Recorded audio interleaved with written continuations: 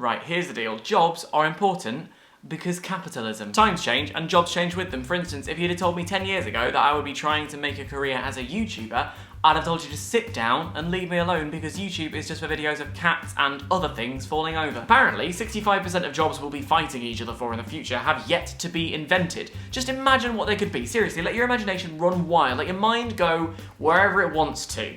It went to space, didn't it? Mine went to space. I watch a lot of movies, and most of them reckon we're gonna end up in space. So when we inevitably colonize Mars, I'm gonna need a way to pay the intergalactic bills. Fortunately, Microsoft and Linx sent me a little tablet for research, and they sent me to chat to a futurologist.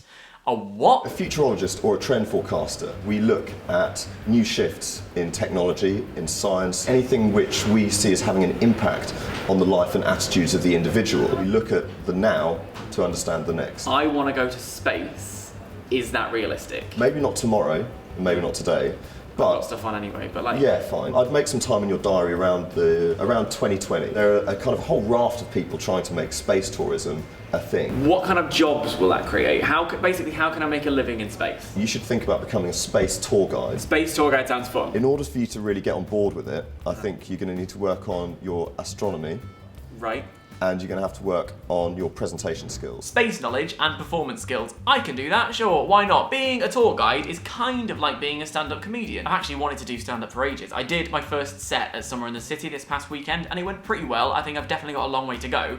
But I got to chat with Brian, who's been doing this a lot longer than me, and he gave me some tips, some good tips. I need you to help me perform good. You want to perform great. Okay, good. You want them to remember you. Avoid alcohol. Great, good Be start. yourself, be natural. Try not to stiffen up and just keep talking, even when you don't know what you're talking about. Never let facts get in the way of a good story. Okay. This is about space. This is new for you.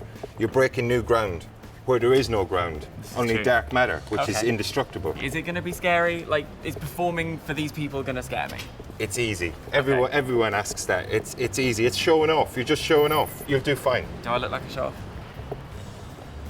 That's your answer. It's really true that the power in stand-up is with the audience. I think that if they don't like what's going on, they can pretty much control it. So you've got to get them on side early, otherwise it just becomes this major hostile environment.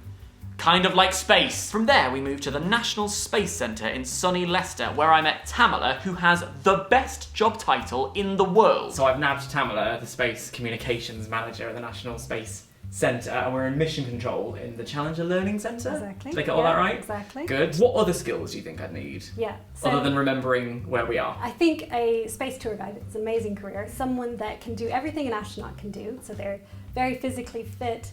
They have maybe a technical background. They're able to maybe fly a spacecraft, but also they're happy in front of a crowd. They can keep people calm. You want to make it as memorable as possible, and that's the job of the space tour guide. So no pressure. No pressure. I think it's a hard job, but I think it would be one of the best jobs in the world. Also out of the world, Yes, you could say. exactly, See, exactly. the comedy side I quite clearly have down. The knowledge side, I'm not so hot on. I'd recommend starting with a bit of background reading. First satellite, the first artificial thing that we sent into space, which was Sputnik. That was back in 1957. I've heard of that. Learn about the first human in space, Yuri Gagarin, 1961. Not Neil Armstrong. Yuri Gagarin. Yuri Gagarin, he was a Okay. cosmonaut, so he was the first man in space. How many people have been in space? More than 500, but less than 600. You're welcoming a brand new cohort, people that aren't necessarily astronauts, but they're coming for this experience. And then it was time to give it a go.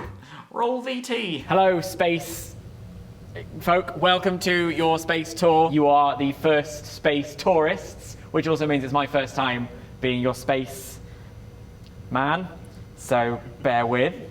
First person in space was Yuri Gagarin. Yuri Gagarin got some help over in the corner, just ignore me. And you are one of less than 600 people who have been to space. So it's a very exclusive club we've joined today. If you look over to your left-hand side, you'll see the Big Dipper, probably. Cool, yeah, so clearly there's a lot to work on there, but fortunately there is a fair bit of time before space tourism takes off. So that was a pun, so I guess if the acting gig doesn't work out, you'll see me in a cosmos near you. That was the perfect chance for a galaxy far, far away joke. What am I doing? If you want to find out more about future-proofing your career, you can do so by clicking here.